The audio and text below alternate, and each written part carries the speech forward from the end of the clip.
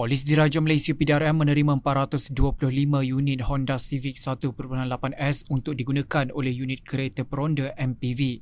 Kereta yang diperoleh dengan kos RM67 juta oleh Kementerian Dalam Negeri KDN itu dilengkapi peralatan komunikasi RMPNet, kamera papan pemuka dashcam dan perakam video digital mudah alih DVR.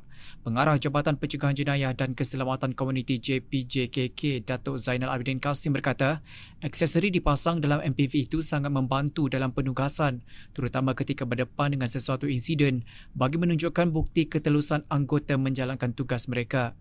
Pemasangan aksesori itu katanya membantu mengumpul bukti pemanduan anggota, pada masa sama ia meningkatkan integriti dalam kalangan anggota ketika penugasan.